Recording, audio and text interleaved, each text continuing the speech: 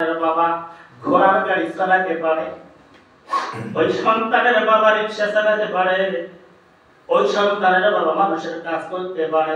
আল্লাহ নবী ঘোষণা করলেন, যদি এত কষ্ট করে একটা সন্তানকে তুমি কোরআন পড়নেওয়ালা বানাইতে পারো, কিয়ামতের ময়দানে মুসিবতের দিনে ওই বাবা মায়ের মাথার মধ্যে মহান আল্লাহ রাব্বুল আলামিন একটা নূরের তাজ পরায়ে দেবে। জোরে কোন সুবহানাল্লাহ। জিজ্ঞাসা হলো না কারা, কোন মানুষ? এগুলো জামানার নবী অলি, অলি নাকি না কারা?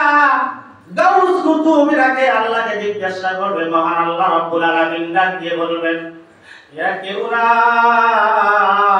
এরা হলো আমার কোরআনুল কারীম খানা পড়েছে, কোরআনুল কারীম পড়নেওয়ালা মা বাবা। আমি কোরআন পড়ার কারণে, কোরআনের হাফেজ, কোরআনের আলেম, এগুলি বানার কারণে আমি মহান আল্লাহ রাব্বুল আলামিন এই তার বাবা মায়ের মাথার মধ্যে আমি তাজ পরাই দিয়েছি। জোরে কোন সুবহানাল্লাহ। আর মুসলমান ভাগ্যবান ব্যক্তি, লক্ষ্য করে দেখেন বাপজান, আর একটু লক্ষ্য করে ভাইজান কয়টা কথা বলে দেব। আমার আল্লাহ রাব্বুল আলামিন ডাক দিয়ে বলছেন, উফিন ওয়ালা তানহারুহুমা ওয়া কুল লাহুমা কাওলান কারীমা। বাবার সঙ্গে কি করে আচরণ করতে হবে তাহলে এই সিস্টেমটা আমার আল্লাহ রাব্বুল আলামিন তার পার্লামেন্ট থেকে মহান রাব্বুল আলামিন সিস্টেম পাঠিয়ে দিয়েছেন। সন্তান মায়ের সঙ্গে কেমন ব্যবহার করবে, সন্তান বাবার সঙ্গে কেমন আচরণ করবে, আচরণ মহান আল্লাহ জানাই দিয়েছেন। তার পার্লামেন্ট থেকে আল্লাহ রাব্বুল আলামিন জানাই দিলেন, তোমার মা বাবা যাদের বেঁচে আছে, তোমার মা বাবার সঙ্গে কথা বলো, কোনদিন তোমরা ধাবত পেয়ে কথা বলিও না, মাথা উঁচু করে কথা বলবা না, নম্র সুরে কথা বলো। তোমার কথায় যেন তোমার মা বাবা শব্দ যত যেন না বাইরে হয়, তার জবান থেকে যেন শব্দ পর্যন্ত না হয়।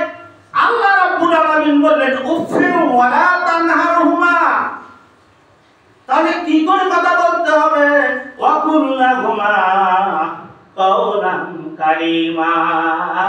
নম্র সুরে কথা বলো, মাথা নিচে দিলে তোমরা খুব ভালোভাবে কথা বলো, সম্মানের সাথে। আজকে একটা জিনিস প্রেক্ষাপট বাস্তব একটা কথা বলে দেয়, লক্ষ্য করে দেখেন তো দেখি।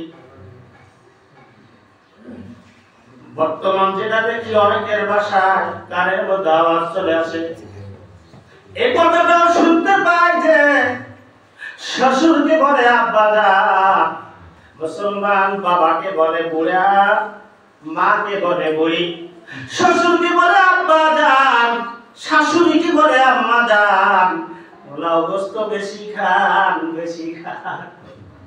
এমন প্রেক্ষাপট আছে না নাই? বাবা মায়ের খেদমত বাদ দেয়া বেশি ঝুঁকি পড়েছে শ্বশুরা শাশুড়ির কাছে। অবশ্যই আমি বলি নাই, তাদেরও হক আছে, শাশুড় শাশুড়ির হক আছে, তোমরা তার হক আদায় করবা, নিষেধ করি না।